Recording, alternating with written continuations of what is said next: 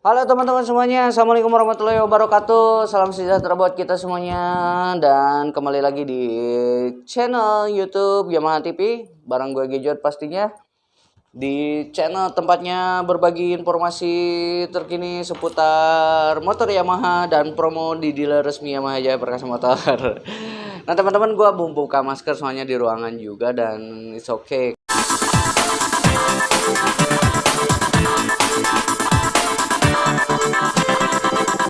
Oke deh teman-teman, jadi kali ini gue mau ngejawab beberapa pertanyaan. Sebenarnya pertanyaannya cuma satu, cuma yang nanya itu banyak. Jadi gue ngerasa harus ngejawab pertanyaan ini.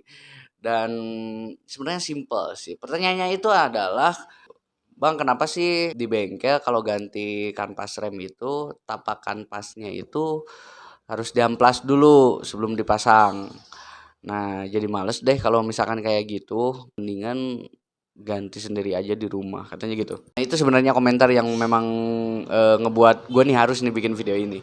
Nah, jadi teman-teman semuanya, sebelum gue ngebahas lebih jauh hasil diskusi gue dengan mekanik tentunya ya, gue mau ngasih tahu sebenarnya gampang juga ya kalau misalkan lu searching di mesin pencari semacam Google atau web-web resmi seperti itu kan terkait atau berita-berita tentang otomotif magazine atau dan lain sebagainya itu kan banyak juga sebenarnya referensinya. Jadi seperti ini nih.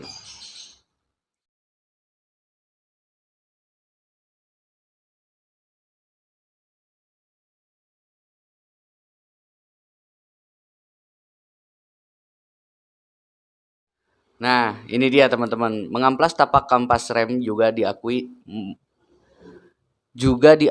mengampas tapak kanvas rem juga diakui dapat membersihkan kotoran yang biasa menempel pada kanvas rem baru.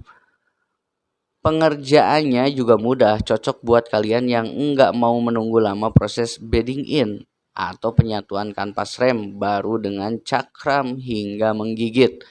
Nah, ini tuh teman-teman tahun 2020 nih. Lu bisa lihat postingan ini hasil jawaban dari yang terbaik ini biasanya jawaban yang muncul terkait apa yang kita pertanyakan di mesin pencari Google. Nah teman-teman, sebelum gua mau update lagi nih di 2021, berarti gua update juga dong informasinya ya. 2021 pertengahan bulan Oktober itu Yamaha TV ngasih jawaban terkait kenapa sih mesti diaplas dulu kalau misalkan mau ganti kanvas rem. Dan mungkin pertanyaannya itu apakah itu bagus atau jelek gitu. Maksudnya kenapa bisa berpikiran lu ngerusak gitu, bukan ngerusak ya. Jadi ya inilah maksud gua biar nggak miskomunikasi, biar nggak salah paham ya. Iya. Tapi sebelumnya teman-teman jadi gini ya, sebenarnya gue mau tanya juga sih. Nah, khususnya buat yang para penanya, Anda lihat praktek ini dilakukan di bengkel kan? Nah, pertanyaannya itu kanvas yang diamplas itu kanvas baru atau bekas? Dan gue mau sedikit revisi ya dari statement yang ada atau jawaban yang ada yang gue bacain tadi di Google ya. Nah, ini tuh kalau misalkan baru dan kan kalau kanvasnya itu baru, eh, kan katanya ada kotoran-kotoran, sisa-sisa kotoran gitu kan ya. Kotoran maksudnya kotoran apa sih? Dan menurut gua nggak perlu diamplas juga ya, tinggal ditiup-tiup, disemprot-semprot pakai kompresor juga ya clear gitu. Kalau misalkan kotoran-kotorannya dan kanvasnya itu emang benar-benar baru dan original tentunya. Nah, kalau misalkan kanvas baru itu kita nggak perlu amplas ya. Untuk memangkas proses bedding in atau penyatuan antara cakram atau dalam hal ini kalau di rem belakang itu tromol ya, antara tromol dengan kalau pelek bintang ya dengan peleknya, antara tromol ya kita sebut aja tromol dengan kanvas remnya. Jadi kalau bahasa istilah Sundanya itu ngeplak ya, ngeplak. Jadi kalau misalkan ngerem itu langsung pakem gitu, langsung langsung bagus pengeremannya, hasil pengeremannya itu.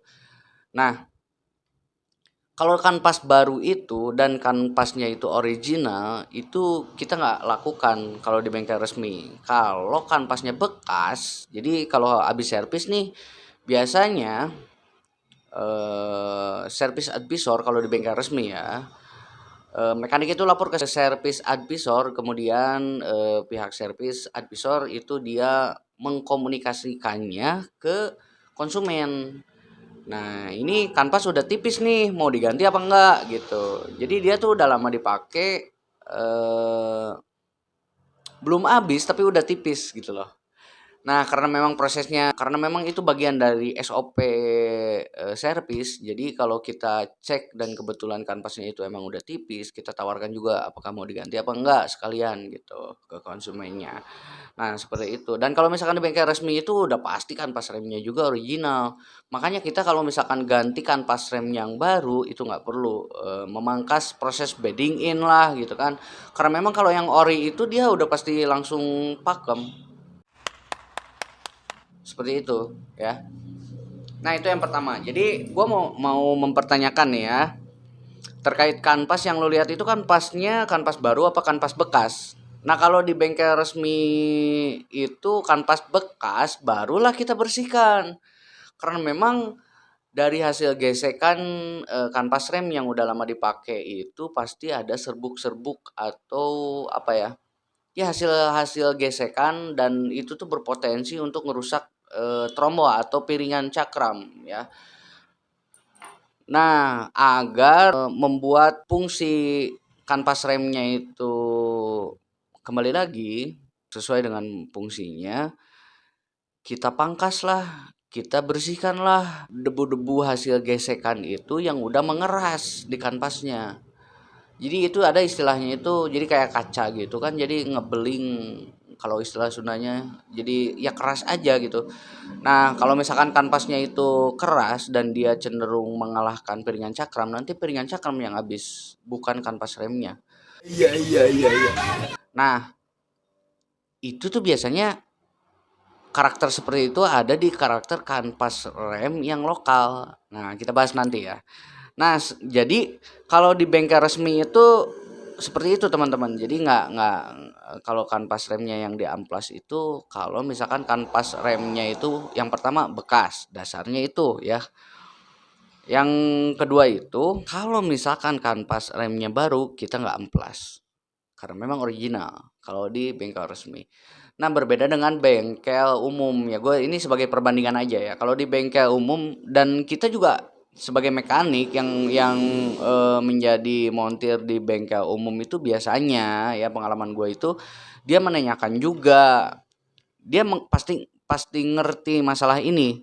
Makanya di bengkel umum itu selalu mempertanyakan ke pihak konsumen biasanya itu kalau mau ganti kanvas rem itu, Mas atau Mbak, ini kanvasnya mau yang lokal apa mau yang ori gitu. Nah, kalau misalkan yang lokal itu teman-teman dia itu lebih keras. Gue nggak tahu bahannya ya. Cuma kanvas rem yang lokal itu dia lebih keras aja, lebih keras.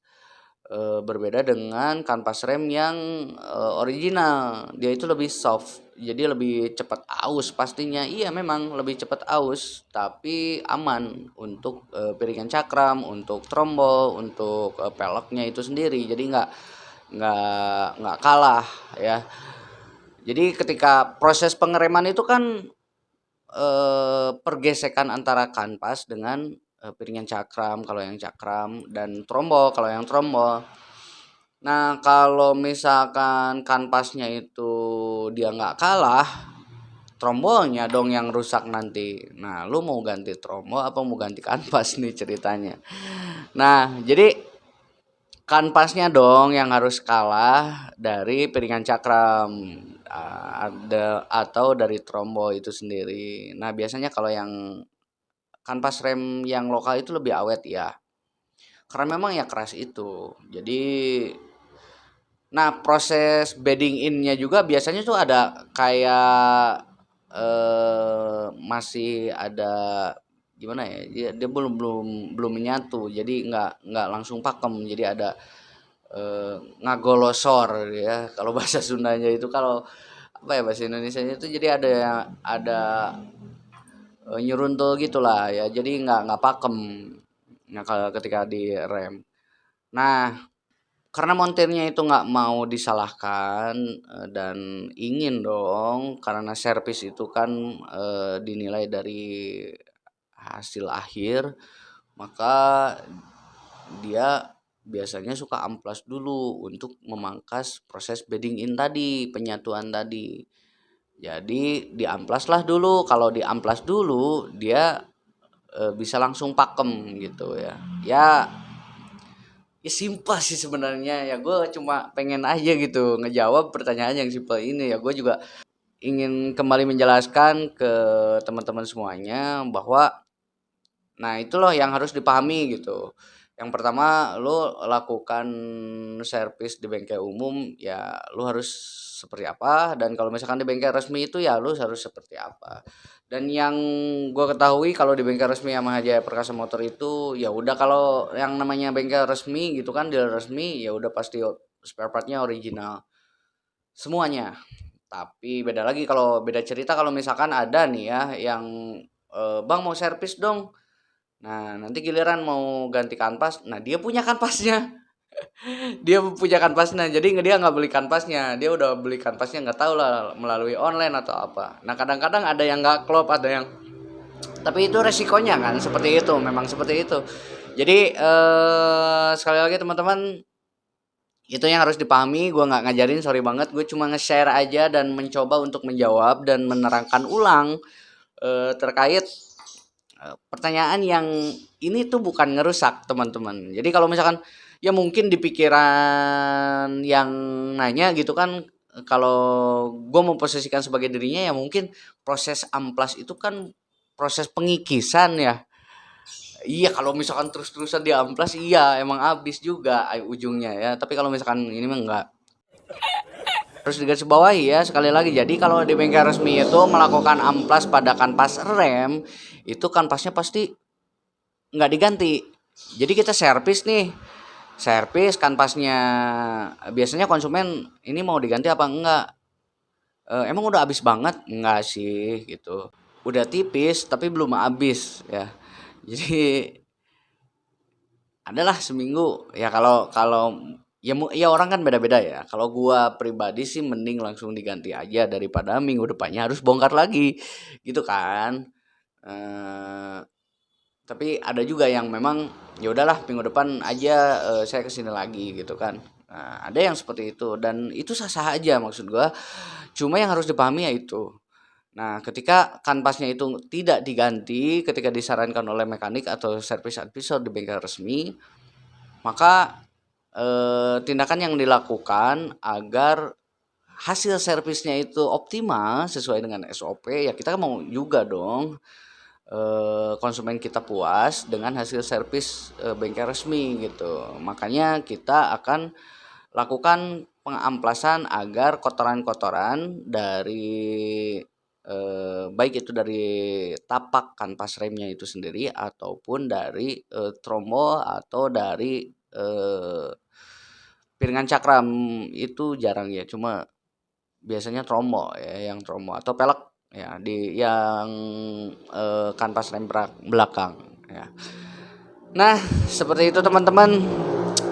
Jadi mudah-mudahan bisa menjawab juga, dan tentunya sekali lagi gue mohon maaf apabila ada salah kata. Gue tidak menggurui, gue cuma share aja, dan apabila ada hal-hal yang ingin kalian pertanyakan ulang atau perjelas ulang atau bantu gue dalam menjelaskan ulang, silahkan kalian tuliskan di kolom komentar. So thanks for watching, dan gue nggak bosan-bosannya untuk mengingatkan teman-teman semuanya agar lakukan servis secara berkala di bengkel resmi Yamaha Jaya Perkasa Motor. Oke, so gue Gejot, salam pamit dan semoga bermanfaat. See you in the next video, dan jangan lupa like, comment, and share, dan subscribe juga, dan nyalakan tombol loncengnya biar lu dapetin update video dari Yamaha TV. Oke, so assalamualaikum warahmatullahi wabarakatuh. Bye bye.